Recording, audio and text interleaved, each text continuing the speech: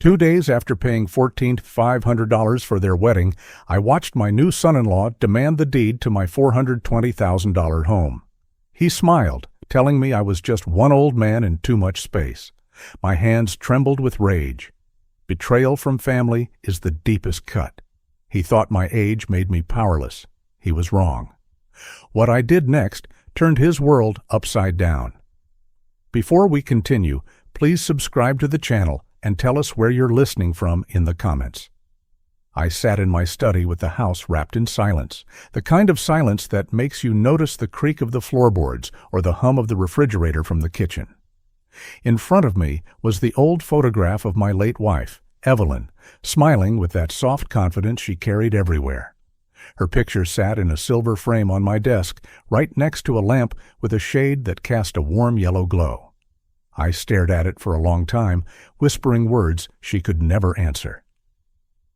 Evelyn, I spent everything to give them a future. I gave them more than I kept for myself. And now it feels like all those sacrifices turned into a weapon pointed back at me. I remembered writing a check for $14,500 to pay for Claire's wedding, smiling as I signed, believing I was investing in her happiness. Before that, $60,000 for her college tuition, semester after semester, until I saw her walk across the stage with her cap and gown, pride swelling in my chest. And then the ring, that shiny $18,000 wedding ring Ryan had flashed in front of everyone like it was a medal of honor. Where did he even get that money? Certainly not from his own sweat. I could still hear him at the reception boasting about how a man provides for his wife, while I knew in my bones I had carried most of that burden. The walls around me seemed to whisper all those years of sacrifice. Every dollar, every long hour at the engineering firm, every weekend I skipped to take an extra shift had been poured into giving Claire a better life.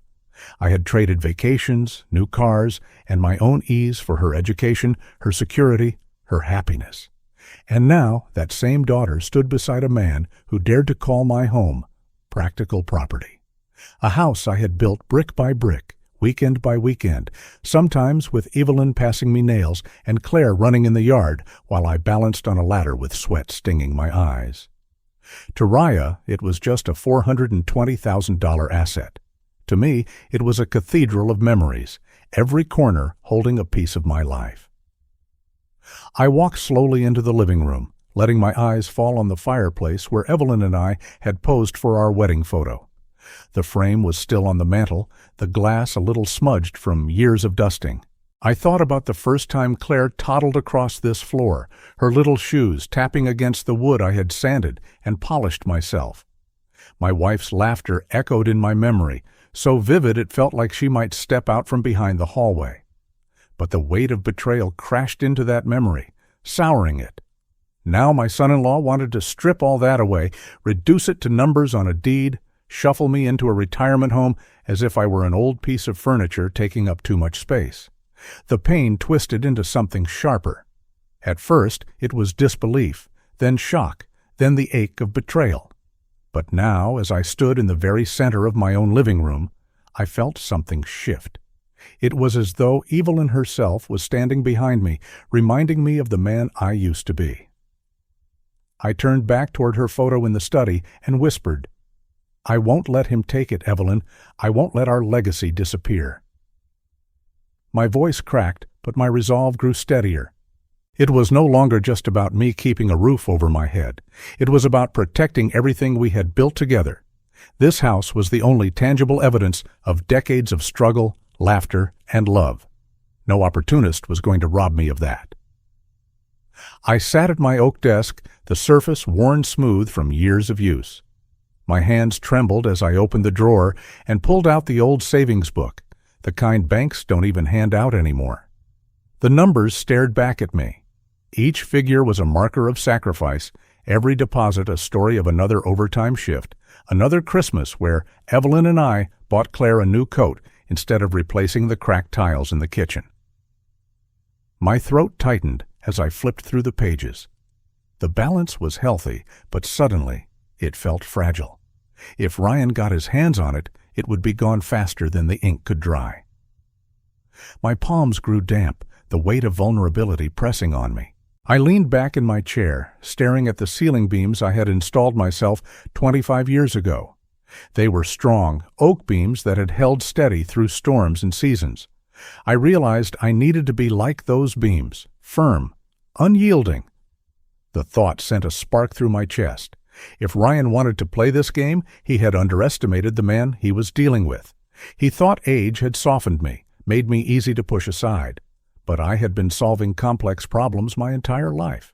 And if he thought I wouldn't notice his tricks, he was gravely mistaken.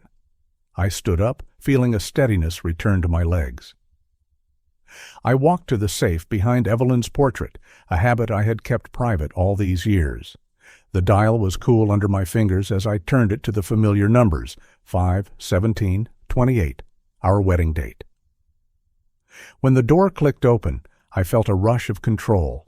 Inside were the most important documents of my life: the deed to the house, insurance policies, the updated will from 2023, even Evelyn's jewelry box, its velvet still holding the scent of her perfume. I pulled out the folder containing the deed and insurance papers, laying them across my desk. My eyes traced the official stamps, the notary signatures, the proof that this house was mine, not Ryan's, not anyone else's. The more I handled those papers, the stronger I felt. They weren't just ink on paper. They were shields, weapons, protections against the storm brewing in my own family. I realized then that I needed reinforcements, someone who understood the legal terrain better than I did. Martin Cole, my lawyer. The same man who had guided me through Evelyn's estate, who had treated me not like a client, but like a brother. He knew my financial history, my family background, and my vulnerabilities. And more importantly, he knew the law well enough to turn Ryan's arrogance into a noose. I picked up the phone, my fingers lingering over the dial pad.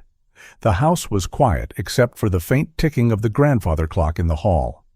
My reflection in the dark window stared back at me. An older man, yes, but not defeated. Not yet. I thought of Ryan's smirk, his smooth words about practicality, his suggestion that I was too old to manage my own affairs. The memory made my jaw tighten. "They think I'm weak," I muttered aloud, my voice echoing in the empty room. But they're about to find out just how wrong they are. The living room behind me looked like any other suburban home. The old sofa sagged where Evelyn used to sit with her knitting. The wooden coffee table still bore the scratches from Claire's middle school science project. The rug was faded, but it had cushioned years of family gatherings. These weren't just objects. They were witnesses.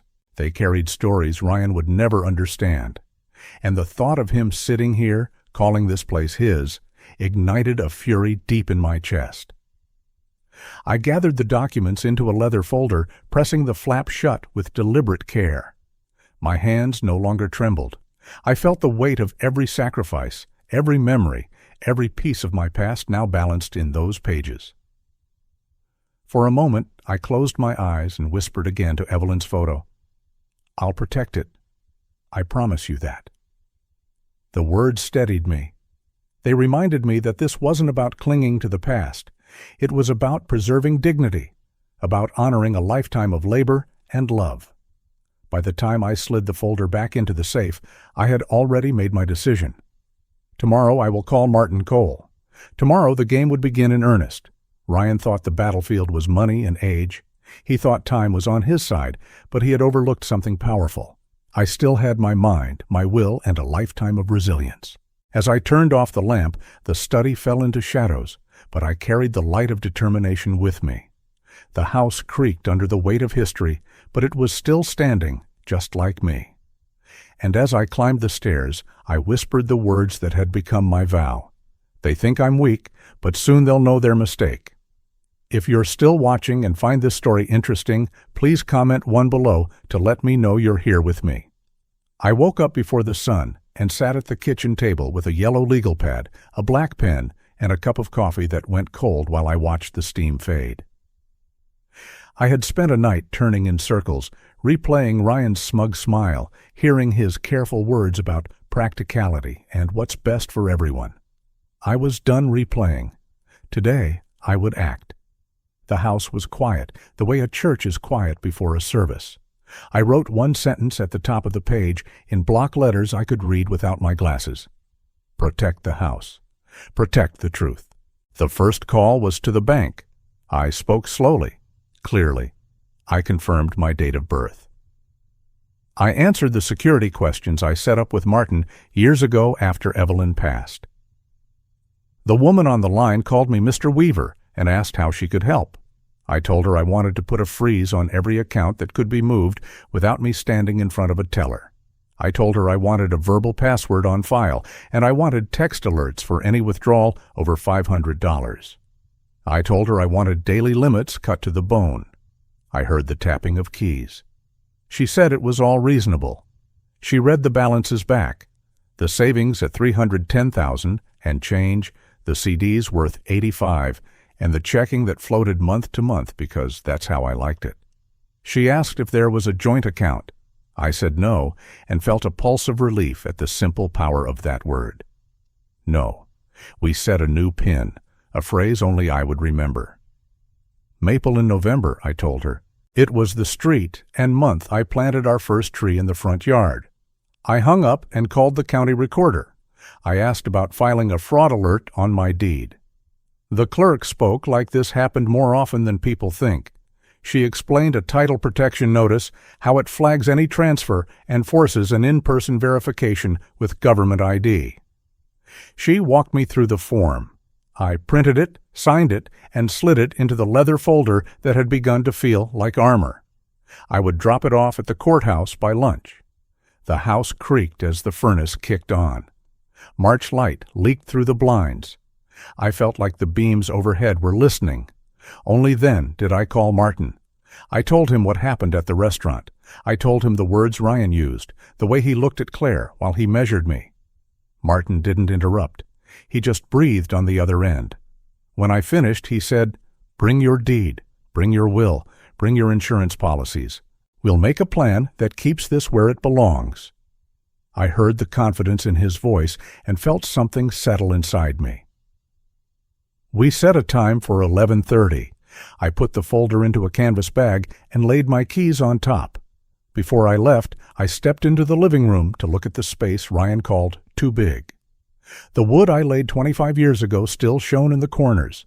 The rug Evelyn chose was faded where the sun touched it most afternoons.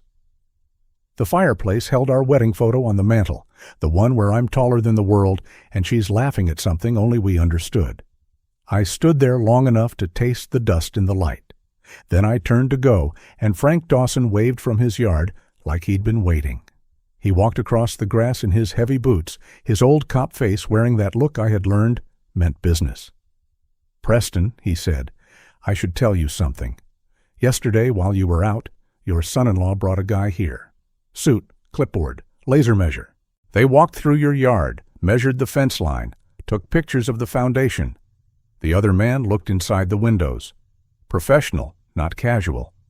He watched my face. You know anything about that?" I felt the anger rise, then the steadying chill that follows it. "I do now," I said. "Thank you, Frank." He nodded once. "You need me, you knock," he said, and went back to his roses. I stood on the porch a full minute, looking at the yard they had paced off like I was a carcass to be carved. Something in me hardened.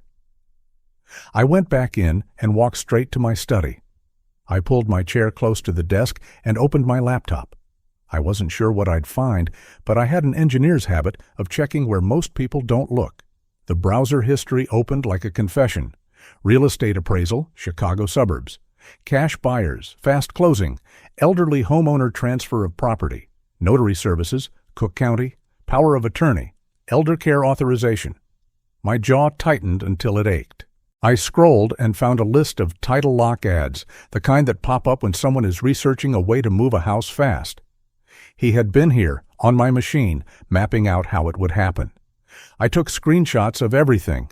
I printed some and slid them into the folder, a new tab labeled Browser History. On my way back to the kitchen, the sun caught a pinprick of light behind a bowl on the coffee table, no bigger than a shirt button. The bowl was the blue one Evelyn brought back from a weekend market downstate, chipped on the rim but impossible to throw away. A reflex more than a thought made me kneel. I tilted the bowl. A tiny black eye stared back. It wasn't a reflection. It was a lens. I felt something cold crawl down my spine. I didn't touch it. I walked to the garage, got a small screwdriver and a pair of latex gloves I kept from an old toolkit. I slid the bowl away, pried off the back cover, and found a card smaller than my thumbnail tucked into the device. I set it beside the laptop. My hand shook when I slid the card into the reader. A list of files bloomed on the screen. 47 clips. Motion activated. Dated and timed. 2 weeks. I clicked the oldest one. There I was, on the phone with the insurance company, asking a routine question about my homeowner's coverage. The audio was clear. I closed it. I clicked another. There I was, adjusting the lamp, reading the mail, talking to Claire about dinner. I clicked the 43rd file. He didn't know the camera could swing a little when he adjusted the bowl. Ryan stood in my living room, alone, while I must have been at the hardware store. He spoke into his phone with the cocky patience of a man who thinks he's smarter than the room. "The old man is completely trusting," he said. The voice on the other end was muffled. Ryan laughed under his breath. "By the end of the month, the house will be ours. The paperwork is almost ready." He paced in front of the fireplace. He used words like notary stamp, clean signatures, and aging in place. He said my name like I was an obstacle on a checklist, not a person. I copied the file. I copied every file. I saved them to a thumb drive. Then I saved them to another. I closed the laptop and rested my hands on the desk. For a moment, the room spun. I sat still and found the breath that lives under panic. I told myself what I used to tell my crew when a blueprint didn't match the building. Slow down, measure twice, cut once. I looked at Evelyn's picture. "I'm handling it," I whispered. It helped to say it out loud. I took a small notebook and began a log, the way I used to log change orders at the job site. Date, time, what I saw, what I heard, who said what.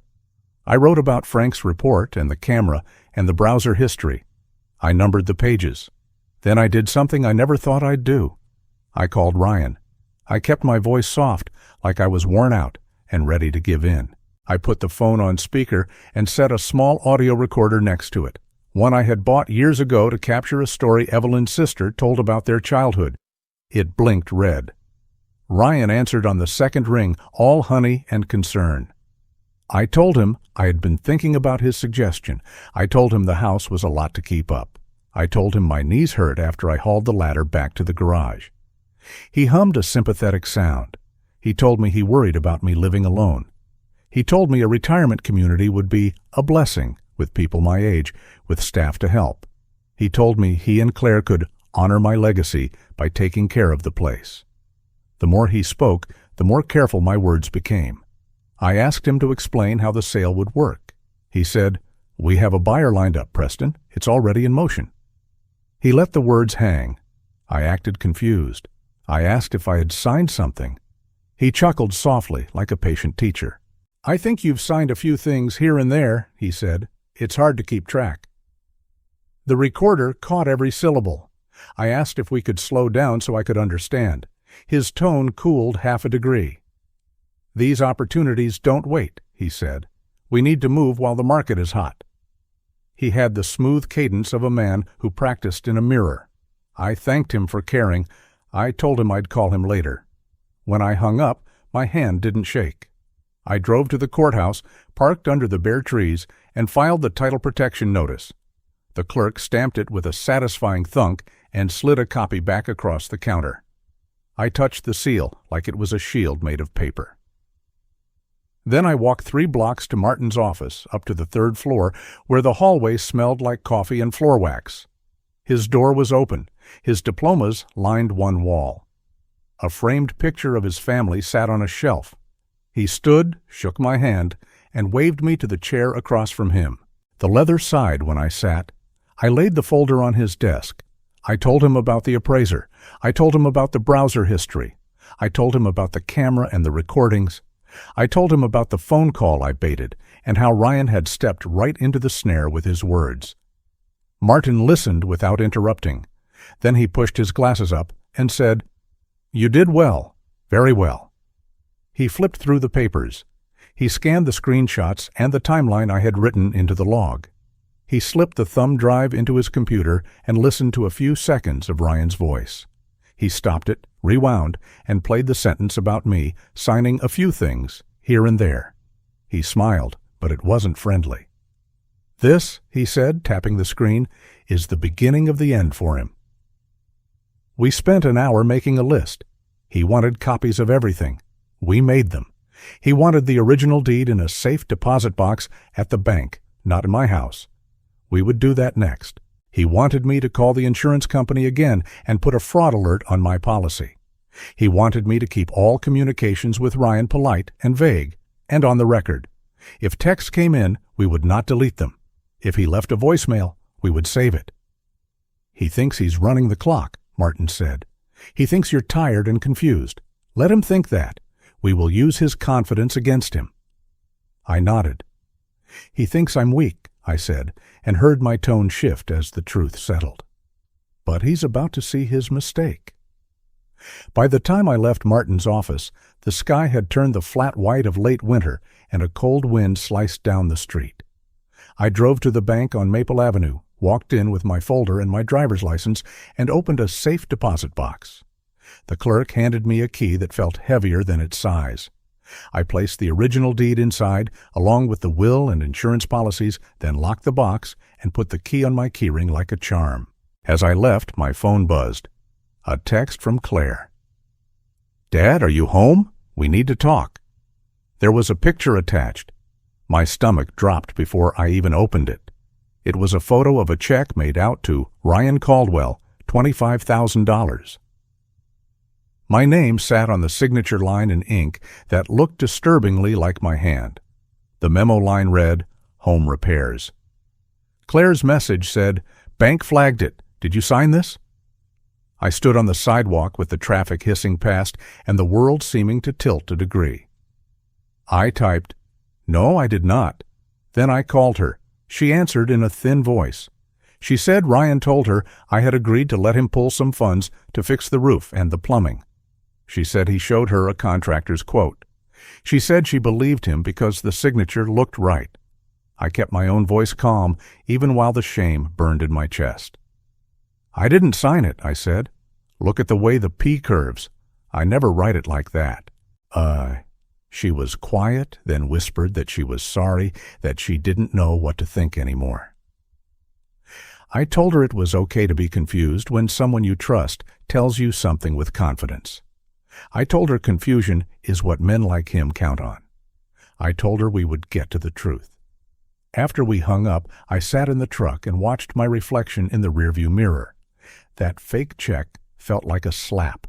It wasn't just an attack on my money. It was a hand pushing my daughter between us, turning her into the courier of his fraud. My shame hardened into something steadier. "Not today," I said aloud, and started the engine. I drove home, put the truck in the garage, and stood in the dark for a moment while the door rumbled down.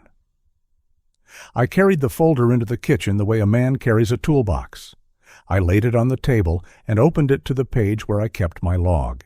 I wrote down the time of Claire's text, the check amount, the bank's flag, the exact wording in the memo line, and the curve of the P in my name. I noted the contractor's story. I wrote, "This is forgery." The act of writing calmed me again. Facts are friends when lies are busy. I called the bank's fraud department and spoke to a woman named Jennifer who took my notes like a stenographer in court. She asked if I wanted to place a watch on the account. I told her I already had limits set and a verbal password in place. She said I should also set a code word if anyone called pretending to be me. We chose one that meant something only to me. She told me to bring the check to the branch and file a fraud report. I said I would. Then I called Martin and told him about the check. He asked me to take photos, front and back, and email them immediately. I did. He texted a short reply that made me smile despite the day. Good, he just tightened the rope. The afternoon slid toward evening. Shadows stretched long across the living room, and the little camera I had disarmed sat on a dish towel like a dead beetle. I stared at it and felt both violated and grateful. Violated because it had watched me live. Grateful because it had recorded him confessing his intentions. Tools can be turned against the hands that hold them. That was an old lesson. I packed the device into a small plastic bag and labeled it with a date and time. Evidence. It was a strange word to write in my own house, but it also felt clean. Around 6, Claire came by. She stood in the doorway like she wasn't sure she was welcome. I opened my arms and she stepped in, and for a moment she was 8 years old again, pressing her face against my chest because the world was too big. We sat at the table. I made tea. We talked about simple things until her shoulders loosened. Then we looked at the check together. I showed her the curve of the P in my signature. I showed her how mine always had a little hook at the bottom and the forged one did not. I showed her the ink pooled in a way that said someone had gone slow and careful. She listened. I wanted to believe him, she said. I wanted to believe we were all doing this together. I squeezed her hand and told her love doesn't require confusion as payment. I didn't speak poorly of her husband. I didn't have to. The paper did the talking. After she left, I walked the house the way a guard walks a wall. I checked the windows and doors. I checked the safe. I checked the study and put the thumb drives into a tin where Evelyn used to keep her buttons. I tucked the tin into the back of the pantry behind the flour. It was the kind of hiding place that makes sense to people born before everything went digital. Then I sat with my back straight and dialed the non-emergency number for the police. I asked to speak with someone in the elder fraud unit. A detective named Laura listened while I laid out the day. She told me to bring the recordings to the station. She told me to keep all communications. She told me not to confront him alone. Let him keep talking, she said. People like that always do. When I hung up, the house had that particular quiet that arrives after the phone stops ringing.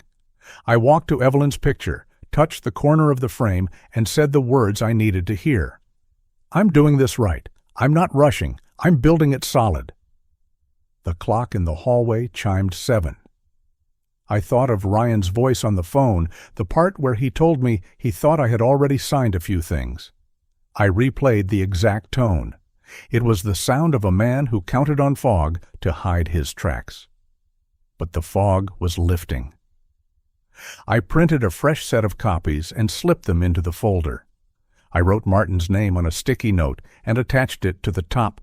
Then I added one more line to my log. They think I've lost, I wrote, and let the pen rest a second. But the game has just begun. Saying it on paper made it real. I closed the log and slid it into the desk drawer. Before bed, I stood in the doorway between the hall and the living room and looked at the place Ryan had pointed, the place where the bull had hidden the camera. I pictured him standing there, phone to his ear, talking about me like I was a set of numbers on a clipboard. I pictured him bringing that notary with the heavy briefcase.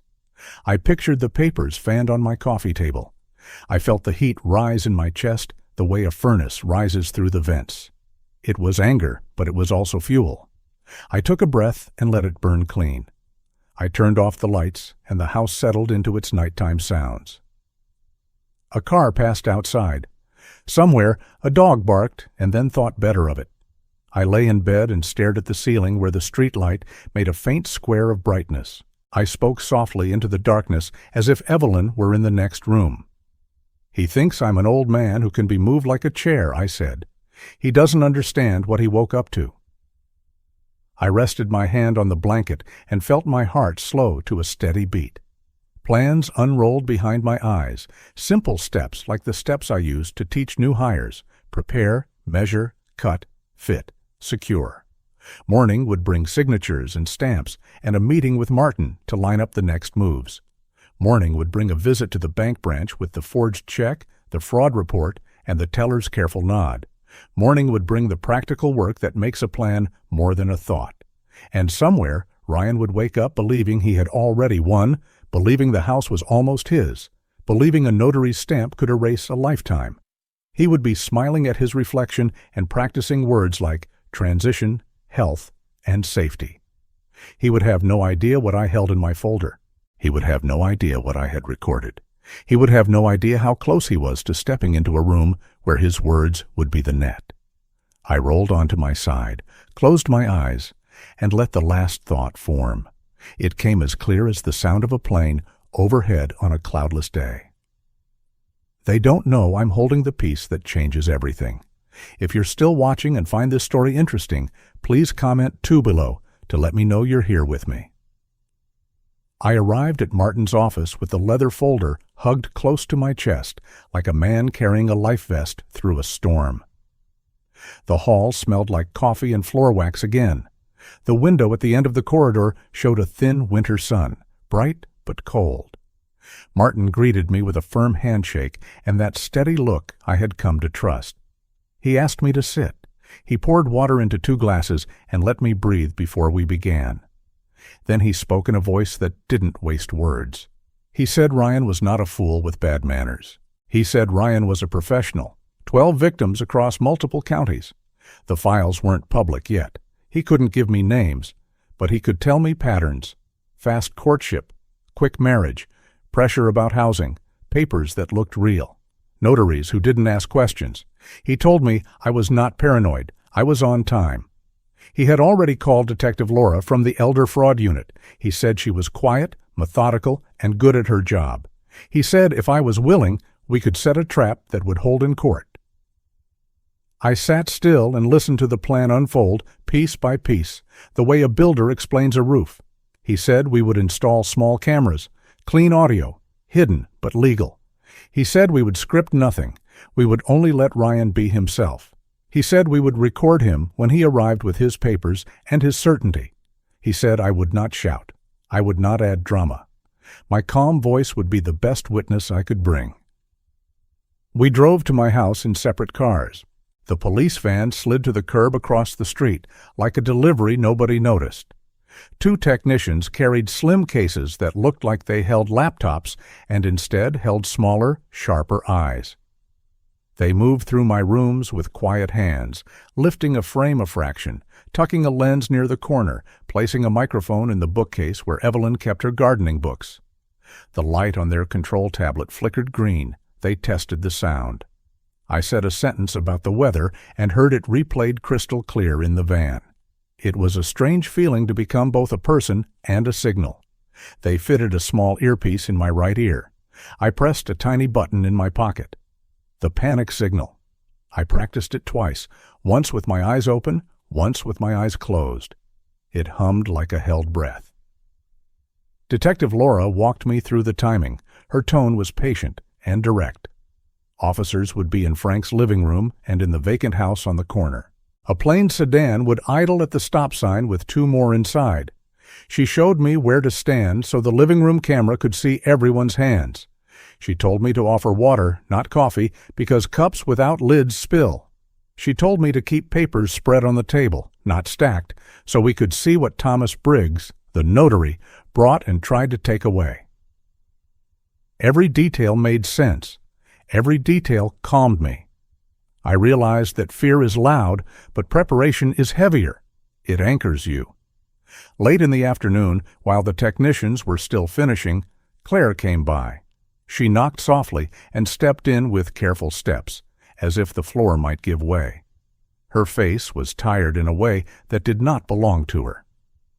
Ryan stood behind her with one of those smiles that make strangers think he's kind. I saw the way he hovered, a hand slightly on her back, a shepherd guiding a sheep toward a chute. He said they wanted to talk about what's best. Yorshage. He said the retirement community he had researched looked wonderful. He said the food was good and the activities abundant. He said a man of my years could enjoy it. He said the house was too much. He said the market was hot. He said a young family deserved a place like this. He said it as if he were giving something to the world, not taking something that wasn't his. Then he played his cruelest card. He looked at Claire and told her to tell me what we had discussed. She tried to hold herself together. Then her eyes filled. She told me they were thinking about starting a family. She told me she was worried about me living alone. She told me she wanted to visit me in a place where nurses knew my name. She said this house made her afraid because it felt like too many stairs and too much space. She cried and apologized at the same time. Ryan watched me with a soft, manufactured sorrow, the kind used by men who know which string to pluck. He added one sentence. He said very gently that a real father sacrifices for his grandchildren. I felt the words land, heavy and cold. They were aimed at a place inside me I had thought was safe. For a second, I couldn't breathe. Then I did what men in storms do. I bent. I let the wind pass over. I did not break. I spoke to Claire first. I told her I loved her. I told her my love did not hinge on property agreements. I told her I was not angry that she was confused, because confusion is exactly what manipulators sell. Then I turned to Ryan and thanked him for being so practical. I told him I would think about it overnight. His eyes warmed. He thought he had bent me. He thought the word sacrifice had done its work. He left with a promise to return tomorrow with paperwork so we could put this to bed. I walked him to the door, and when he turned away down the steps, I saw the tiniest drop in his shoulders, the release of a man who believes victory is routine. After they were gone, the van door across the street opened a crack, and Detective Laura's voice came into my ear. She said the grandchild line was common. She said shame was a tool the guilty used. She said I had done exactly the right thing. I nodded, even though she couldn't see me. I held Evelyn's picture and told her out loud, I'm holding, and I'm almost through. That evening, Martin wrote a short letter for me to keep by the door. It said I would not sign anything without counsel, that any effort to force a signature would be reported. He told me not to hand it over unless I needed to stall for 3 minutes. He said 3 minutes was all they'd need to move from the van to the porch. We rehearsed the scene twice. The technicians adjusted a lens by half an inch and smiled. Perfect, one said, like a man admiring a tight joint in a cabinet. Night fell. I slept lightly. I woke before dawn and walked the house with my coffee, the way a farmer walks his fields before planting. I touched the banister and the mantel and the corner of the kitchen island where Claire had done her homework. I whispered to the house like it was a living thing. I told them I was not leaving. I told them I would defend it, but also that I would not become it. It was a house. I was a man. A man can fight with calm. At 9:45, Ryan texted to say they would arrive at 10. He used a cheerful tone. We'll make this easy. At 9:50, Detective Laura's team checked microphones. In my ear, she told me to breathe, to move slowly, to let pauses do their work. At 9:58, I put 2 glasses of water on the coffee table and laid a pen beside them. The pen was mine. It would not be used. The doorbell rang at 10 exactly, a clear chime that told me Ryan had arranged not just his schedule, but his smile. I opened the door. He stood there with a man I recognized from photos Martin had shown me. Thomas Briggs, the notary with a stiff suit and a briefcase that looked heavier than paper, should make it. Thomas shook my hand like lawyers do in movies. Polite, calculated. Ryan stepped inside as if the house already knew him. He looked around with ownership in his eyes. It is a small thing that looks, but once you see it, you cannot mistake it. We sat. I offered water. Thomas set his briefcase on the coffee table and clicked it open. The sound carried through the room like a gun being cocked. He pulled out a neat stack of documents and a notary stamp that he handled with care, like a relic. Ryan did most of the talking. He explained that a buyer had been found. He explained that I would be moved into the retirement community by the end of the month. He explained that the price was excellent for a home this age. He explained that I had signed preliminary paperwork. He implied that my memory might be unreliable, which he covered with a warm tone so it would feel like kindness. I asked to see the first page. I used my reading glasses and studied the names. The buyer was an LLC I didn't recognize. The price was indeed excellent for a buyer who intended to flip it. The signature on the line that was supposed to be mine looked like mine if I had learned to write yesterday. My hand stayed steady. I asked, "What's the rush?" Thomas said schedules were tight. He pointed to the notary block like it was a destination, not a stamp. Ryan said the market could turn. He said now was the time. He said a man needed to know when to step into comfort. He talked about comfort more than once. I decided that was the word he used when he needed to regain control. In my ear, Laura said, "Perfect. Let him keep going." I nodded very slightly and kept my gaze on the papers. I said I had concerns. Ryan smiled and leaned in. He said concerns were normal. He said he and Claire had my back. He said I should sign where Thomas indicated and let them handle the heavy lifting. He used the phrase heavy lifting as if he had ever lifted anything heavier than a pen. I felt the anger rise, then pass. I remembered the plan. I remembered Martin's 3-minute letter. I held up a hand and told them I needed a moment to retrieve a note my lawyer asked me to keep by the door. I stood, walked to the small table by the entryway, and picked up the letter. I took a breath. I turned back to them and spoke in a voice I hoped the cameras would love. I said, "Before I sign anything, I'm going to read this, so we're all on the same page." Then I read Martin's letter out loud. I did not add a word. I did not take a word away. My mouth was a clear pipe, and his words flowed through. The sentence about counsel landed like a dull bell. The line about reporting coercion landed like a second. Ryan's face shifted a quarter inch. It was almost nothing. A tightening near the eyes. Thomas set down his stamp. He said the letter was unnecessary. He said none of this was coercion. He said we were a family working toward a common goal. He said the notary was there to protect me. I nodded and placed the letter on the table. In my ear, Laura said, "Button whenever you're ready." I have not pressed it yet. I wanted one more thing first. I wanted him to say it again, clean and clear.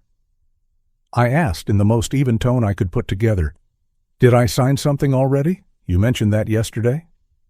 Ryan opened his hands like a preacher blessing water. He said he believed I had signed a few things here and there, and that it was hard to keep track. His voice was smooth and patient. It sounded almost like compassion, but to the microphone it sounded like what it was, an admission. A lever is placed exactly where the fulcrum waits. I pressed the button in my pocket. From where I sat, I couldn't see the officers move, but I could hear them. The front door opened with purpose. Shoes on hardwood, the sound of people who know where they are going. Detective Laura stepped into the living room with 2 uniformed officers, a half-beat behind her. She held her badge in one hand and spoke evenly, as if ordering lunch. She addressed Ryan by his full name and did the same with Thomas. She said they were part of an investigation into elder fraud. She said everything in the room was being recorded. She said nobody was to touch the documents on the table. For a second, the air held still, like a breath caught between ribs. Then Ryan's mouth started moving faster than his thoughts. He stood, then sat, then stood again. He pointed at the papers and said this was a family arrangement. He said nothing illegal had happened. He said he was trying to protect me. He said the real crime was leaving a man my age alone in a house this size. He said words like safety, care, and transition, the way a salesman says warranty. He reached for the top page, and an officer told him not to touch it. His hand froze, and the look on his face cracked for the first time. Thomas tried to hold himself together. He said his notary commission was in good standing. He said he had been told the seller was willing. He said he did not know any forged signatures. He said he was simply there to make sure forms were executed properly. He said the word executed with too much pleasure. Detective Laura asked him how many times he had notarized documents for Ryan in the past 12 months. He didn't answer right away. Then he said he didn't remember. She told him she had records. She asked again. He said 3. She kept looking at him. He said 5. His voice shrank. I sat very still. I kept my hands visible. I spoke when Laura asked me to confirm the name on the deed and the value of the house. I said the price allowed, $420,000, and the number sounded like a gavel in the room. 8. She asked me if I had authorized any sale. I said no. She asked me if I had discovered any recording devices in my house. I told her about the pinhole camera by the bowl. I told her I had 47 files saved. I told her one contained Ryan's voice saying the house would be his by the end of the month. The officer closest to Thomas wrote faster. Ryan tried a new tone. He softened. He said I was confused. He said I had called him and begged for help. He said I had changed my mind many times.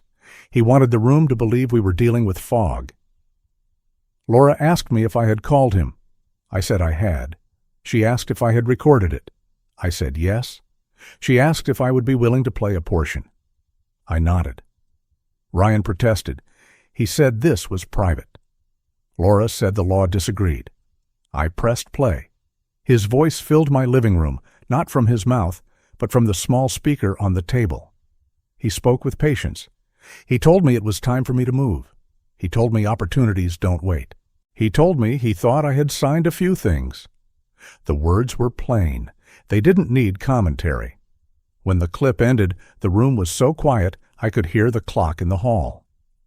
Ryan's face moved through several emotions in seconds. Surprise, then anger, then calculation, then something like disbelief at being caught by his own sound. He lunged for reassurance and grabbed the wrong rope. He pointed at Claire, who wasn't even there, and said she had begged me to do what was right. He said he was acting out of love for her future, and by extension, my legacy. He said legacy like a man who has read the word on a brochure, but never built one. Laura remained calm. She asked him if the forged check for $25,000 was part of this love. He blinked hard. He said he didn't know what I was talking about. She told him the bank had a report. She asked if he would like to see photos. He swallowed and said, "Not now." Not now is often the best confession you can get without handcuffs. Thomas did the math faster. His shoulders sagged. He said his role was limited. He said he had believed what he was told. He said he had notarized signatures in good faith. He asked with a voice that wanted mercy if cooperating would help. Laura told him that cooperation is always noted. He looked at Ryan with a mix of anger and self-preservation that men save for moments when their ladders wobble. He said Ryan had approached him 6 months ago with a streamlined plan to help older homeowners transition with dignity. He said there were other properties. He said there were other notaries. He was trying to locate a softer landing with every word. Ryan changed keys again. He raised his voice. He said the police were overreaching. He said this was harassment. He said the videos were illegal. He said I had trapped him. I let him say my name like a curse. I let it pass through me the way cold passes through a window pane. He took a step toward the papers as if he could gather them up and erase what had been recorded. The officer stepped between. Ryan's jaw tightened. I saw it then, the exact moment he realized the floor was gone. His mouth opened to argue more. What came out instead was a quieter sentence that told the truth about him. He said, "You don't understand. This was almost done." It was almost done because he had counted on shame and fog and speed. It was almost done because he thought calling a theft practical would make it polite. It was almost done because he believed an old man wouldn't know how to press a small button at the right time.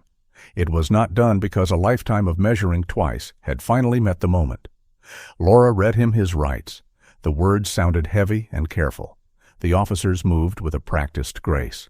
The notary stamp sat untouched on the table, still pointing at the ceiling like a tiny stunned tower. When the cuffs clicked, Ryan tried to argue again. He said he had only done what families do. He said love looks like hard choices. He said he had been the only adult in the room. His voice cracked on the adult.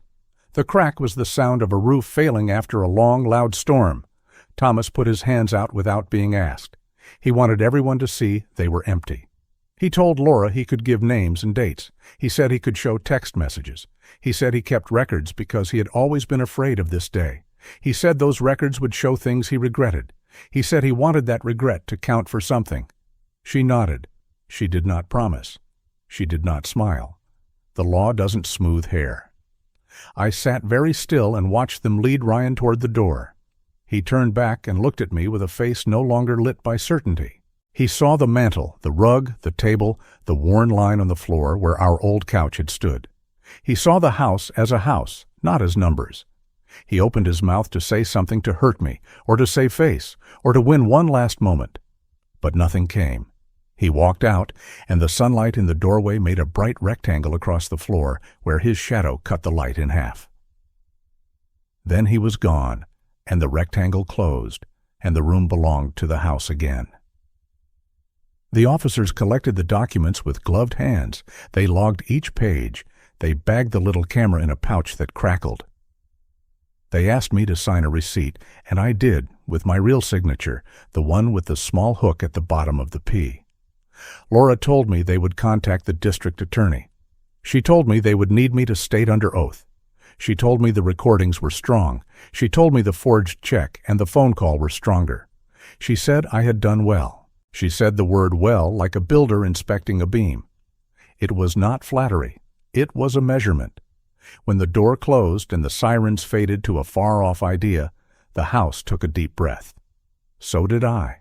I walked to the mantel and touched Evelyn's photo. I said it out loud. He chose the wrong man to cheat. My voice was calm. There was no triumph in it, only relief and a steady pride that didn't need to shout. Claire texted me 5 minutes later. She said she heard police on the block and asked if everything was okay. I said yes, and that we would talk when she was ready. I did not mention the cuffs. I did not mention the way Ryan said almost done. Those would be facts later. In that moment, I wanted my daughter to feel a path under her feet, not a cliff. I sat in my chair and let the quiet cover me like a blanket pulled up to the chin. For the first time in days, I felt warm. I thought of the numbers that had haunted me. $420,000 for the house, $14,500 for the wedding I had paid for, $25,000 on that fake check. They had been used to measure me, to weigh me, to predict me. Now they were simply facts in a file that would be read by a judge in a room with dark wood and rules. The numbers had not saved me. My choices had. The evidence had. The calm had. The courage to press a button at the right time had. I knew this was not the end. There would be statements and hearings and maybe a trial. There would be nights when I would wake and hear the soft click of that notary case and taste anger again. There would be mornings when I would look at Claire and see both the child in pigtails and the woman who had married a man I did not know. But something fundamental had shifted. The plan I made in Chapter 3 was wasted on the day. It had held. I took the small tin where I had put the thumb drives and set it on the kitchen counter. I made a fresh pot of coffee. I drank it hot this time. I stood by the window and watched Frank cross his yard with his hands in his pockets. He looked up at my house. He nodded once, like a man acknowledging a fight finished properly. I raised my cup. He raised his hand. When Martin called later, I told him what happened. He said the words every client wants to hear after a day like that. He said, "We're in a strong position." He said the DA would move fast because the evidence was clean. He said the notary's cooperation would make the rope tighter. He asked how I felt. I told him I felt like a beam that had carried a storm and was still true. He said that was good. He told me to rest and to expect calls. He told me not to talk to reporters if they came. He told me our words belong in court, not on a porch. I ended the day the way I had ended many good days in my life.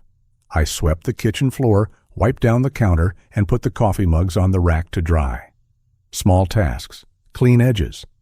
I opened the back door and let the evening air in. It smelled like damp earth and the faint promise of green. I stood there a long time, thinking not about Ryan's face, but about Evelyn's laugh, and about Claire as a little girl on a summer night, catching fireflies in a jar with holes punched in the lid. I know what comes next. Statements, paperwork. Maybe a courtroom with a seal on the wall and a flag that barely moves even when the fan hums. I will sit on a wooden bench and tell the truth slowly. I will say the price of the house. I will say the date of the wedding. I will say the words Ryan said to me in my own living room. I will let the silence between sentences do work that shouting cannot do. And when it is done, I will walk out into a day that belongs to me again. Feeling overlooked, treated as too old to hold on to your own life, is hard, isn't it? If you believe everyone deserves to be recognized, protected, and have their property respected, comment the keyword, justice. Now let's see what they do to change that.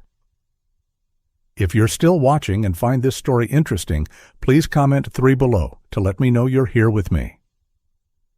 I remember sitting in the courtroom on the day the verdict was read, the wood-paneled walls echoing with the kind of silence that comes when everyone is holding their breath. Ryan stood there in his suit, but the suit no longer fit the way arrogance once had. His tie looked too tight, his shoulders too heavy. Thomas Briggs, the notary who had enabled him, stood beside him, pale and hollow. The judge's voice was steady, without anger, but with the kind of weight that breaks stone. Ryan Caldwell was sentenced to 12 years in state prison. Thomas received 5. The words landed like thunder, not just for them, but for me too. 12 years, 5 years. The sound of justice is not loud, but it is firm, and it stays. Claire was there that day, seated a few rows behind. She didn't look at Ryan once. When the sentence was finished, she walked out of the courthouse and filed for divorce the next morning. I found out when Martin called me, his voice clipped but almost relieved. "She's free now," he said. Free from the lies, the manipulation, the emotional chains Ryan had looped around her life. It wasn't my place to rejoice in her pain, but I allowed myself to breathe easier, knowing she was taking steps to reclaim her dignity. As for me, the ruling meant more than just a punishment for them. It meant I could keep my house. The deed remained mine. The bank account remained mine. The $420,000 tied to the property was no longer dangling like bait in front of a wolf. It was safe. More than that, by cooperating with the police and allowing them into my living room, I had unwittingly helped break open a multi-state elder fraud case. 12 victims. Some had lost homes, some had lost savings. The authorities told me later that without the recordings from my house, it might have taken years to bring it all down. I wasn't just a victim anymore. I was part of the line that stopped them. Ryan's downfall was swift and public. The newspapers ran his mugshot. The evening news told stories of how he preyed on families. His friends, the ones who used to laugh at his charm and toast his quick deals, stopped answering his calls. His own parents, embarrassed and exhausted, made a statement saying they could not defend what he had done. He lost everything he had built on lies because lies don't hold when the roof caves in. The arrogance that once made him strut into my living room now made him stumble in front of cameras. It was a strange satisfaction, not loud or vengeful, but steady. The kind of satisfaction that says, "You thought you'd win, but truth runs longer." For Claire, the path was harder. She carried shame, guilt, and confusion. She came to see me weeks after the sentencing, her hands trembling as she held a mug of coffee at my kitchen table. She apologized over and over, her words spilling into the air like water from a faucet she couldn't turn off. I listened. I let her talk. When she finally stopped, I told her I still loved her, but love did not mean erasing the choices that had been made. I told her that she needed to heal, not just from Ryan, but from the parts of herself that allowed him to lead her so far astray. She cried quietly. I didn't reach across the table. I let the silence be its own kind of boundary. That was the day I knew forgiveness doesn't always mean closeness. Sometimes forgiveness is a door you open for someone else while you yourself step outside into fresh air. My own life shifted more quietly. For the first time in months, I woke without fear that a knock on the door would bring loss. I spent mornings in the garden replanting the flowers Evelyn had loved. Roses, daisies, and her favorite, lavender, lined the path again. The smell of earth under my nails made me feel younger, as though life was circling back to something pure. I took to reading again, sitting by the fireplace with a book in my lap, the fire crackling in the same rhythm it once had when Evelyn sat across from me, knitting. Peace returned not as a sudden gift, but as a gradual companion.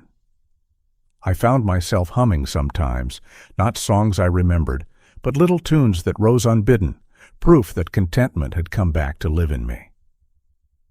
Ryan's fate lingered in the newspapers for a while.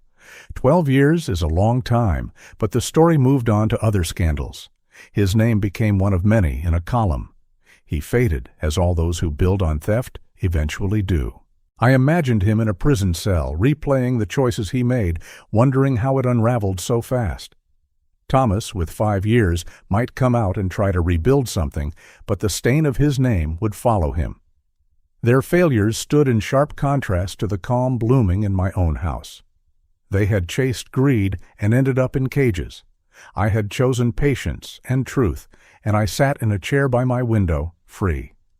There were lessons carved into all of it, lessons I felt deeply enough to speak out loud sometimes, even if no one was there to hear. For parents, the lesson is this: love is not blind giving. Love needs to be partnered with wisdom. You cannot hand everything over and expect gratitude to grow where responsibility should be.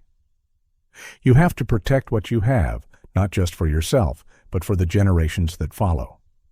For children, the lesson is just as sharp. Love is not measured by property or inheritance. Real love is in presence, in care, in respect. Greed is a fire that burns families down to ash. And for people everywhere, the truth stands that in a modern world filled with schemes and predators, vigilance and character matter more than ever. Greed will always circle, but integrity builds walls that greed cannot climb. I remember whispering one evening as I stood in the yard watering Evelyn's roses, "I don't need them anymore. I have myself." The words startled me at first, but then they settled into my bones like a truth I had carried all along. I realized that the real gift of this ordeal was not just keeping my house or seeing justice done. It was the freedom of knowing I was enough, that I could live with dignity without needing approval from anyone who did not respect me. That realization was like the breaking of a chain I hadn't even known I was wearing. I also began to notice a shift in the neighborhood. People waved more. Frank, my neighbor, stopped by often just to chat, bringing over fresh tomatoes from his garden. One evening, he told me, "What you did gave a lot of us courage. You showed us we don't have to take it quietly." His words lit something in me. Perhaps my story wasn't just mine. Perhaps it was a kind of lantern for others, a reminder that no matter your age, you have a right to stand tall. That sense of purpose grew in me until I decided to do something new. I joined a community group that focused on elder safety, helping teach others how to protect their assets, how to spot manipulation, and how to say no without guilt. Standing in those meetings, sharing my story, I felt Evelyn would be proud. I was using my pain to build a shield for others. Ryan tried once from prison to send me a message through Claire. He wanted me to know he was sorry, that he regretted how things had gone. Claire called me with the news. I listened. When she asked if I wanted to write back, I said no. I told her, "Some doors close forever, and that's what keeps us safe." It wasn't anger, it was clarity. Boundaries are the fences that protect peace. And I had found my peace, and I wasn't going to let it slip again. The house, once a battleground, was now a sanctuary again. The walls felt lighter. The rooms felt warmer. I even fixed up the old guest room and turned it into a reading nook with a comfortable chair and a shelf filled with books I had been meaning to get to for years. Each morning I sat there, the light spilling through the window, and felt the calm settle in. Some nights I dreamed of Evelyn. She didn't speak in the dreams. She just smiled the way she had when I planted the first rosebush, as if to say, "You did right. You held the line." By the end of that year, I felt whole again. I was no longer carrying anger or fear. I was carrying wisdom, and I wanted to share it, not as a man who had been broken, but as a man who had endured and learned. The garden bloomed, the house stood strong, and I found myself looking forward, not back. One evening, as I locked the front door and glanced around the living room, I whispered, "It's done. It's finished." And I felt the words take root. Yet I know life always continues. There is always a next chapter. For me, it began with a flyer I saw at the community center about a new outreach program for seniors. They were looking for volunteers to share their experiences, to mentor, to guide. I folded the paper and put it in my pocket. That simple action felt like the beginning of something new, a chance not just to live in peace, but to build peace for others. And so, as this chapter of my story closed, I knew the next one was already waiting, not filled with betrayal or fear, but with growth and service. It wasn't just survival anymore. It was a purpose, and that purpose carried me gently forward into tomorrow. I wake up each morning now to a quieter rhythm, one that feels like a gift. The house is still mine, though I've made changes. A portion of my savings, $100,000, has been moved into a community fund that supports seniors who've been targeted by fraud. Every dollar feels like a shield, not just for me, but for people who don't have the voice or strength to stand up the way I did. Joining that organization gave me something I hadn't expected: purpose. I attend meetings twice a week, sit at a long wooden table in the community center, and listen as men and women my age tell their stories. They speak of fake phone calls, forged checks, and children who tried to take more than love was ever meant to give. And I share mine, not for sympathy, but to show them it is possible to fight back, to stand firm, and to win. The shift in my life is not loud, not dramatic. It's steady. I walk more, I tend the lavender bed that Evelyn always cherished. I make myself breakfast and linger with the newspaper, not to scan headlines about crime and betrayal anymore, but to read about local events and upcoming concerts. I have begun to notice joy in small things: the chatter of children on their way to school, the smell of coffee drifting through the air of the cafe down the street, the way the sun spills across my living room floor in late afternoon. These things feel richer now, as if the weight that once pressed on my chest has finally lifted. Ryan, though, has not disappeared. He is in prison, serving his 12 years, and he sent me a letter. The envelope arrived 2 months after the sentencing. His handwriting was jagged, uncertain. Inside, his words spilled across 2 pages, begging for forgiveness, describing sleepless nights, admitting he had been wrong. He claimed he thought he was helping Claire, that greed had blinded him. At the bottom of the 2nd page he had written, "Please, I hope you can see me as more than the mistakes I've made." I sat with that letter for a long while, my thumb pressed against the crease of the paper. But I did not answer. I told myself out loud, I don't need his apology. I have my life. And I folded the letter back into its envelope, slid it into the drawer, and left it there. Some things don't deserve answers. The last I heard, Claire is rebuilding her life. She filed for divorce, moved into a small apartment, and is taking classes again. She called me once, not to reconcile the way things used to be, but to tell me she was working on herself. Her voice was steadier than it had been in years. I told her I wished her well, and we ended the call politely. That is enough for now. I love her, but love does not always mean closeness. Sometimes love means giving space for someone to find their own way. One afternoon, as I returned from the community center, I found an envelope slipped into my mailbox. It wasn't from Ryan or Claire.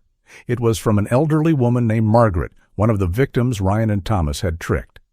Inside was a letter written in looping cursive.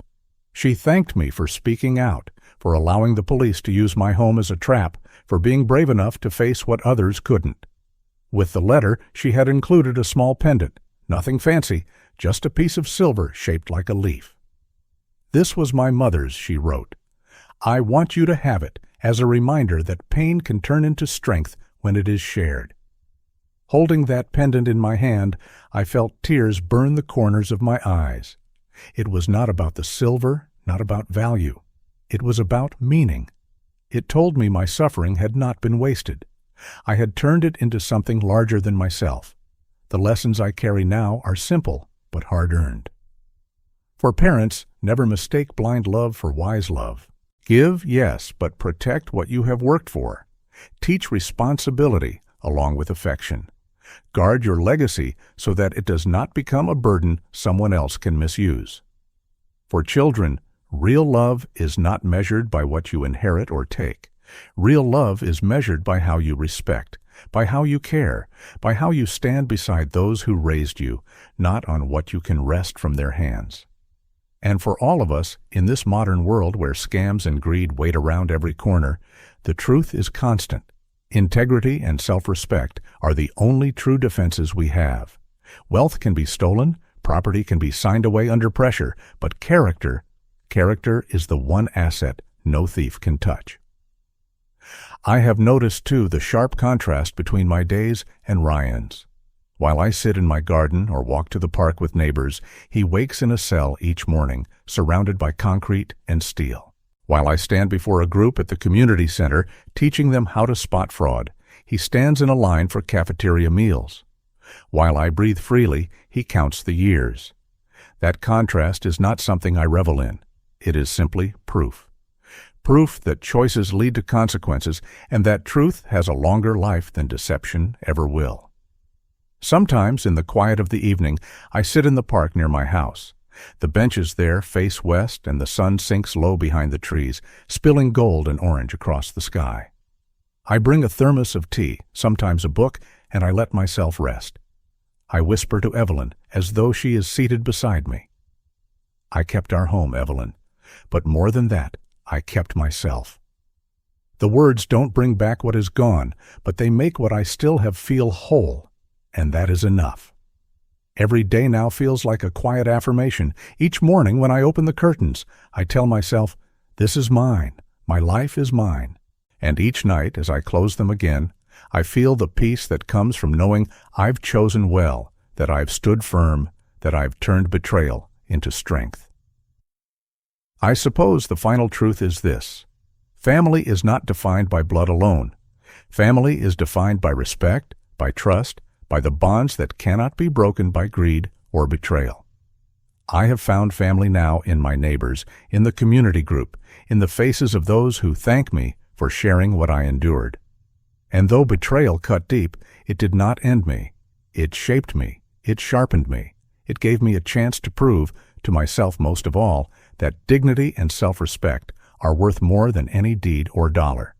And so I close this chapter not with bitterness, but with calm. I do not need Ryan's words. No need for his remorse. I have my life, my garden, my purpose.